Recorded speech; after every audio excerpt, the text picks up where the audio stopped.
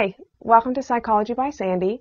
Today we are going to be discussing sexual fetishes. And this is a bit of a complex subject, so we are only going to be able to cover the basics. However, we are going to cover the fundamentals, and there may be a couple more videos to cover the rest. Now, before we get started, I would like you to pause the video and leave a comment listing what your fetish is. And this is only if you're brave enough. If people know your username, then maybe you don't want to, and you don't have to. It's okay. However, if you can just pause the video, leave your comment, and we will continue. First, we are going to go over the meaning of the word fetish, because people commonly actually use that word incorrectly. Now, in psychology terms, fetish actually means a sexual association with a non-living object. And here's what the American Psychiatric Association has to say in the Diagnostic and Statistical Manual for Mental Disorders. Fetishism involves the use of non-living objects, the fetish. Among the more common fetish objects are women's underpants, bras, stockings, shoes, boots, or other wearing apparel. The person with fetishism frequently masturbates while holding, rubbing, or smelling the fetish object, or may ask the sexual partner to wear the object during their sexual encounters. So yeah, you can have a sexual fetish for stockings or boots because they're non-living objects, but you wouldn't necessarily say that you have a foot fetish. Now, what people commonly refer to as a foot fetish, there's actually another word for that, and we are going to go over that in just a minute. However, let's first go over the origin of the word fetish. The word fetish comes from Latin factitious, which means artificial or man-made. Now, it also means an object that has supernatural powers, or more specifically, a man-made object that has powers over others. The word was first coined by Charles Brosis in 1757 while studying religions, more specifically African and Egyptian religions.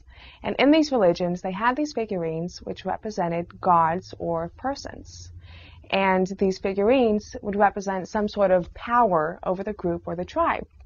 Now, I'm sure you've heard of a voodoo doll. Well, a voodoo doll in this sense would be considered a fetish. Over the years, the word fetish has been bastardized to mean an object that one has some sort of sexual association with. So what would you call a foot fetish, which is not technically a fetish? In psychology terms, this is called paraphilia. Paraphilia, philia coming from the Greek word friendship or love, paraphilia meaning above or beyond friendship or love. Now, in psychology terms, paraphilia means a sexual association with a non-sexual object, action, or thing. So a foot fetish would be a type of paraphilia. However, there's many different types. And here are some pretty crazy examples of some paraphilia.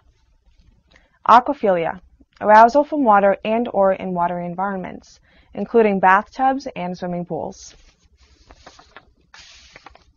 Incestophilia, sexual attraction to a member of one's own family.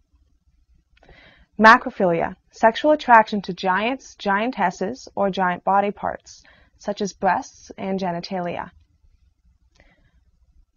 Microphilia, sexual attraction to miniature people or miniature body parts, the opposite of macrophilia. Narratophilia, sexual arousal in the use of dirty or obscene words to a partner. Necrophilia, sexual attraction to corpses. Pedophilia, sexual attraction to prepubescent children. Plisophilia, sexual attraction to stuffed animals and or people dressed in animal costumes. Scediophilia, sexual attraction to cartoon characters. Zoophilia, sexual attraction to animals. So the thing about all these different types of paraphilia is they are psychologically the same thing. It's a sexual association with something not considered sexual. So you take water, children, panties, or plush teddy bears. They are essentially the same psychological phenomena. Sexual associations are very much like mental or emotional associations. Let's say you think of things that make you happy, like a great moment in your life or your car, and there's something